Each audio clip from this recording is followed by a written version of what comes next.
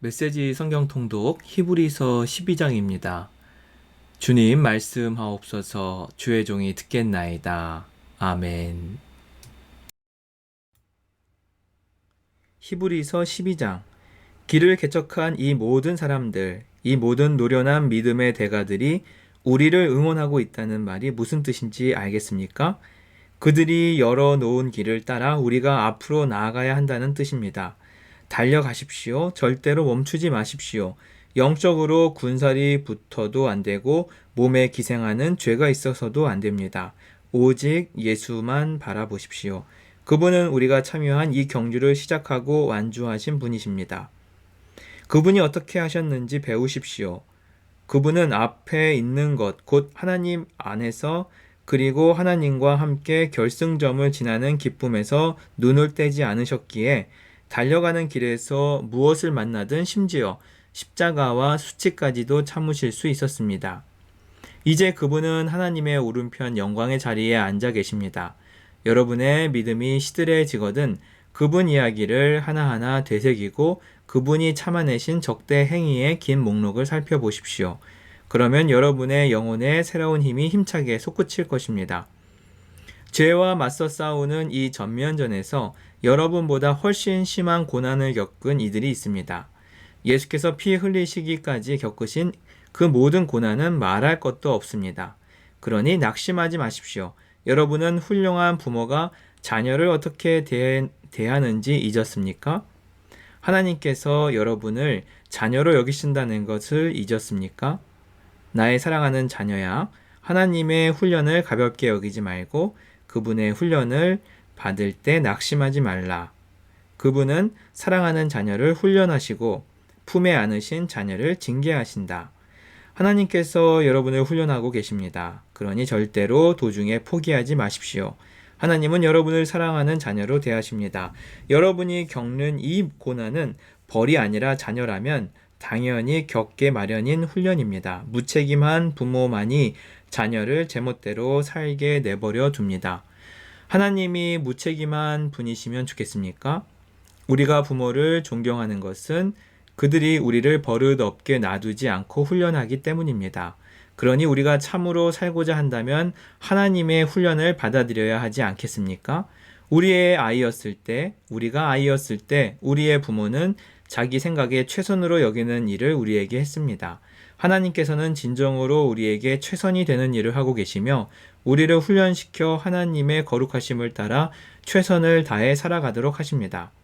당장은 훈련이 즐겁지 않으며 본성을 거스린다고 느껴집니다. 그러나 나중에는 틀림없이 좋은 상으로 보답을 받았습니다.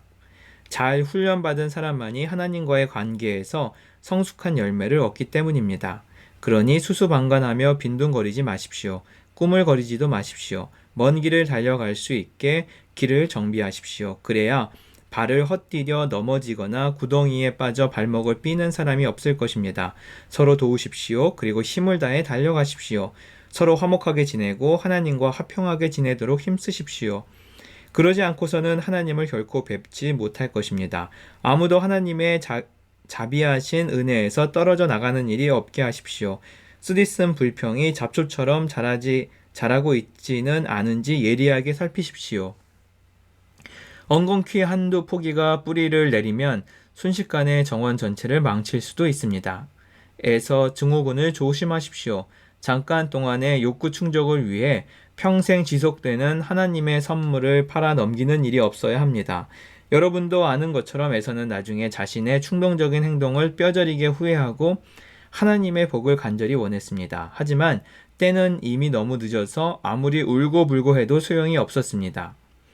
여러분은 조상들처럼 화염이 솟구치고 지축이 흔들리는 시내산에 나아가서 하나님의 말씀을 들은 것이 아닙니다. 여러분의 조상들은 천지를 울리고 영혼을 뒤흔드는 말씀을 듣고서 벌벌 떨며 하나님께 멈추어 달라고 빌었습니다. 그들은 짐승이라도 그 산에 닿으면 죽을 것이다 라고 하신 말씀을 듣고서 어찌나 무서웠던지 꼼짝도 하지 못했습니다. 모세도 두려워 떨었습니다. 그러나 여러분의 경험은 전혀 다릅니다. 여러분이 이른 곳은 시온산, 곧 살아계신 하나님이 머무르시는 도성입니다. 그 보이지 않는 예루살렘은 축제를 벌이는 수많은 천사들과 그리스도인 시민들로 북적대는 곳입니다. 그곳에서 하나님께서는 우리를 심판하시고 그 심판은 우리를 의롭게 합니다. 여러분은 새 언약, 새로 작성된 헌장을 하나님께로부터 받아 우리에게 전해주시는 예수께로 나아왔습니다. 그분은 이 언약의 중재자이십니다. 아벨이 당한 죽음은 복수를 호소하는 살인이지만 예수가 당한 죽음은 은혜의 선포입니다. 그러니 이 은혜의 말씀에 귀를 막지 마십시오. 땅에서의 경고를 무시한 자들이 벌을 피할 수 없었는데 하물며 우리가 하늘의 경고를 거역한다면 어떤 일이 일어나겠습니까? 그때에는 그분의 음성이 땅의 뿌리까지 흔들었지만 이번에는 하늘까지 흔드시겠다고 분명히 말씀하셨습니다. 마지막으로 한 번 더 하늘 끝에서부터 땅 끝까지 철저하게 흔들겠다. 마지막으로 한 번 더라는 표현은 철저하게 정리하시겠다는 의미입니다. 역사와 종교의 온갖 쓰레기를 치우시겠다는 것입니다. 그것은 흔들리지 않는 본질적인 것들을 말끔히 정돈된 모습으로 서 있게 하시려는 것입니다. 우리가 무엇을 받았는지 아시겠습니까? 흔들리지 않는 나라입니다. 우리가 얼마나 감사해야 하는지 아시겠습니까? 감사드릴 뿐 아니라 하나님 앞에서 깊은 경외감이 넘치는 예배를 드려야 합니다. 하나님께서는 냉담한 방문자가 아니십니다. 그분은 적극적으로 정리하시고 태워버려야 할 것은 전부 불사르십니다. 모든 것이 깨끗해질 때까지 그분은 결코 멈추지 않으실 것입니다. 하나님, 그분은 불이십니다.